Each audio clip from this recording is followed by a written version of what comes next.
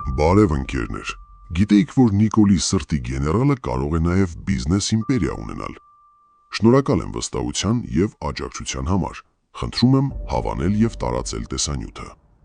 Ընկերներ, չենք մոռանում, որ մենք չենք հայհոյում, չենք վիրավորում որևէ մեկին։ Այսօր ևս կարևոր և հետաքրքիր է լինելու, հատկապես հետաքրքիր կլինի գեներալ-մայոր Արմեն Գյոզալյանի համար։ Մինչ սկսելը ցանկանում եմ փոքրիկ զրույց ունենալ, հատկապես դիմել թալանչիներին։ Դուք ևս մեր հայրենակիցներն եք, մենք էլ ձերը, բայց դուք կարծես բացի ձեր սեփական ընտանիքներին գոհացնելուց որևէ բան չեք անում, մտածում եք միայն սեփական գրպանը լցնելու մասին։ Չեք պատկերացնում, որ մի օր ձեր արարքի պատճառով ձեր համաքաղաքացիները սրբելու են ձեզ, մաքրեն, ու ձեզ մնա անփառունակ անունը, հայհոյելու են ձեզ և ձեր ընտանիքի անդամներին։ Ինչ էլ անեք, այդ խարանը չի մաքրվելու ձեր վրայից։ Այս կյանքում բոլորն էլ սիրում են լավ ապրել, ճոխ կյանքով ապրել, շրջագահել, բայց դուք ձեր թալանով մարդկանց հասցնում եք այն վիճակին, որտեղ կա միայն ձեր հանդեպ անհարգալից վերաբերմունք։ Ընկերներ, մի վախեցեք որևէ մեկից։ Այդ պաշտոնյաները չեն կարող ձեզ որևէ վնաս տալ, միայն դրանց լեզուներն են երկարել, որը կկարճացվի ձեր քայլերով։ Հիմա անցնենք Արմեն Գյոզալյանին, ով հանդիսանում է հատուկ բանակային կորպուսի հրամանատարը։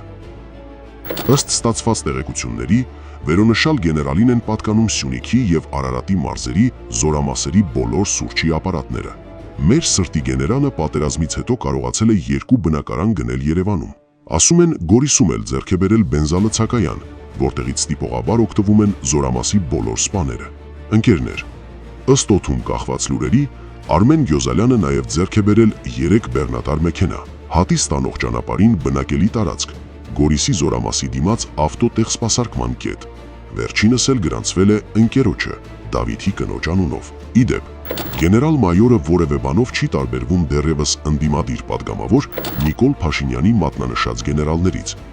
Ամեն ինչ լավ է, չաղ ու բախտավոր ողջ լինենք,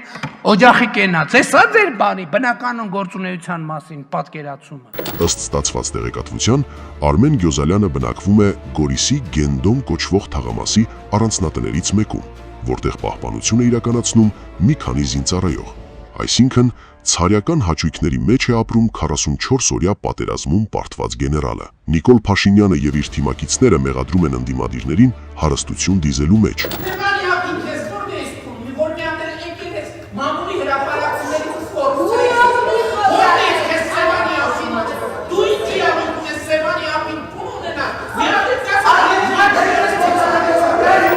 Բայց չեն նկատում կամ չնկատելու են տալիս, որ իրենց օրոք ևս բանակը մեղմ ասած թալանվում է։ Հիմա մի փոքր էլ իրենց ընդդիմադիր կոչվող կուսակցությունների մասին խոսեմ։ Այո, այսօր մեր քաղաքական դաշտում իրենց ընդդիմադիր համարող որոշ ուժեր, տարբեր ժամանակներում լինելով իշխանություն, թալանել են մեր երկիրը, մեր բանակը։ Ցավալին այն է, որ այսօր Նիկոլ Փաշինյանի թեթև ձեռքով այդ անձինք ոչ միայն բանտում չեն, այլև քաղաքական ասպարեզում են։ Իմ և ձեր պայքարը պետք է լինի ոչ միայն Նիկոլ Փաշինյանի դեմ, այլ բոլոր նրանց, ովքեր թալանել են երկիրը,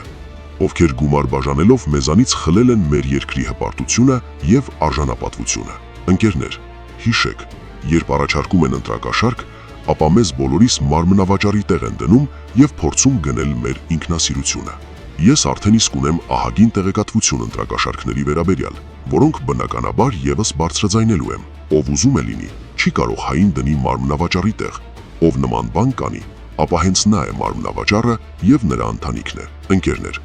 վաղը խոսելու եմ մի հետաքրքիր երևույթի մասին, որը շատ կոկիկ ձևով փորձում են թաքցնել։ Այսօր այսքանը, հարգանքներով, ձեր հայը։